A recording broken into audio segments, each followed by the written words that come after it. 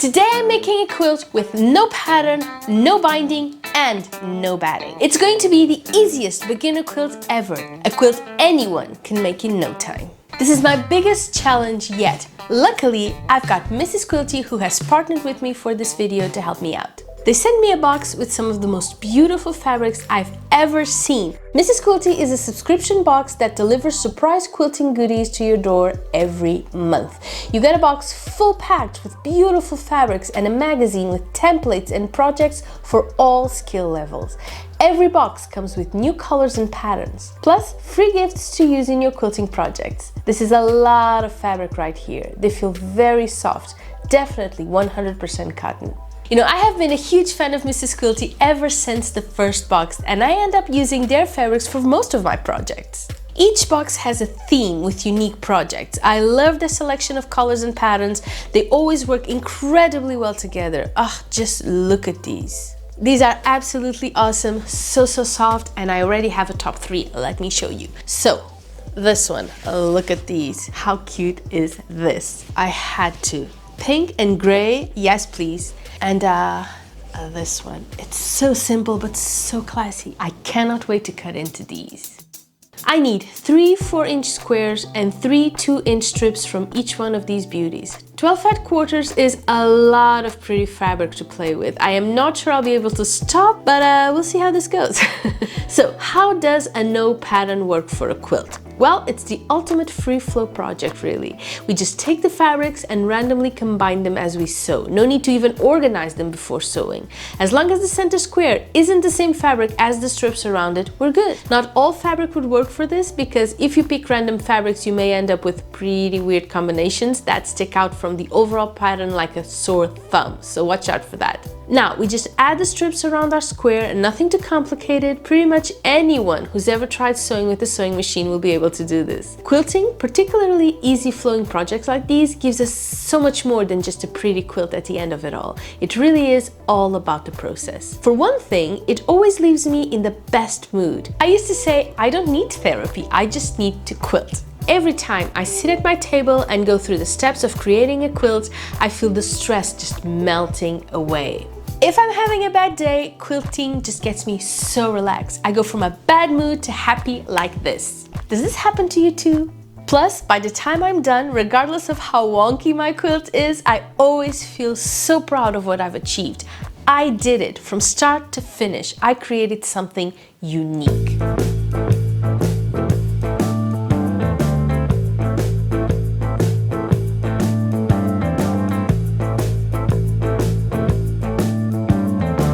And just like that, here are our pretty quilt blocks. It's amazing how much the fabric makes the quilt.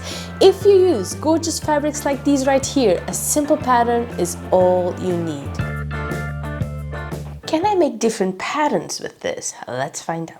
You know, I feel I always improve myself with each quilt I make. Even the simplest project allows me to practice my skills. And if it's one of those that looks really complicated and then turns out to be really easy, I feel like a magician with those. It is such a confidence booster. And that is why I think Mrs. Quilty is perfect for quilters. Not only do you get high quality fabrics, the magazine gives you loads of ideas and projects to try. So by the time you finish them, you will feel more confident in your skills and be ready for new challenges. And don't worry if you're a beginner, the instructions are super clear and easy to follow. And if you're a visual learner like me, there are video tutorials for each project in the box for free. You can also connect and share your passion with other quilters in the Mrs. Quilty Club on Facebook. And you have total control of your subscription. You can take a break at any time, try something different, or cancel it hassle-free. There are also amazing bundles for Black Friday and Christmas on mrsquilty.com with a special price. I mean, you just get so much with each box. And if you want to give it a try, just click on the link in the description and get a 20% discount for the first box. So click now and make sure you do not miss out. So I've said no pattern and I have showed you how this works, but I also said no batting. Have you ever done a no batting quilt? I own a couple I've made over the years and I absolutely love them. Some people call them summer quilts because they are fresher and lighter than a quilt with batting. For me personally, I use them more as bedspreads, and that way I can use them all year long. And they're great for hiding that ugly, old but very warm duvet perfectly. Also, that's the way the Victorians did it, even though the fabrics they used for their quilts were a little bit warmer than these 100% cotton ones.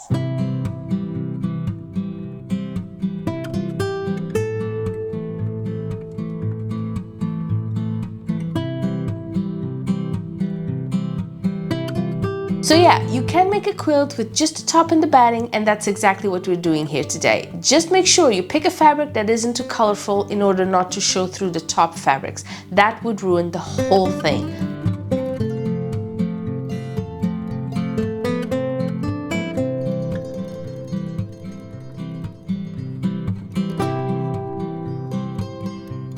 Now, I also said no binding. I'm just taking stuff away from this one, but I guarantee it will look gorgeous once we're done. And by no binding, I mean no self-binding either. So how do we close our quilt?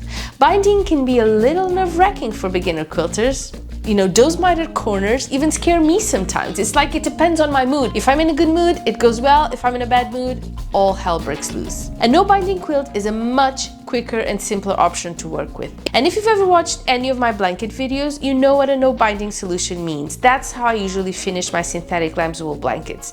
I get myself a backing fabric in the exact same size as my quilt top, then I just place it on top of the quilt top, right sides together, and I sew all around the four sides, leaving a small gap that's big enough to fit my hand. Now we just turn it inside out carefully, not to rip our seams and not to stretch our fabric either.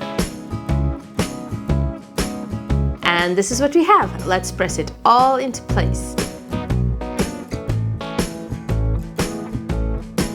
And now we can close this quilt two ways. Either hand stitch it close to the edge, and that's the best way to make sure no one will ever know where the opening was, or we can just close it as we sew all around the edges. We need this final seam to make sure none of the layers shift from now on. Just sew it really close to the outer edge if we're closing the gap. We can add as many seams as we like, and I like the look of doing two seams, one really narrow and one bigger.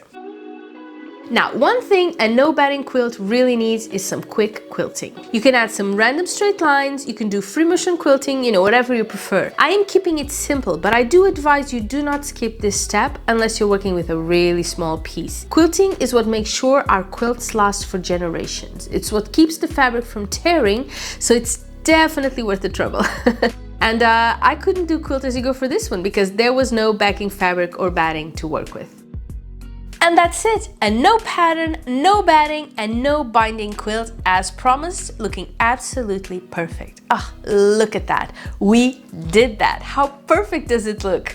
Don't forget to check out the 20% discount for the Mrs. Quilty subscription box and their Black Friday bundles at mrsquilty.com, and I will see you soon. Bye bye.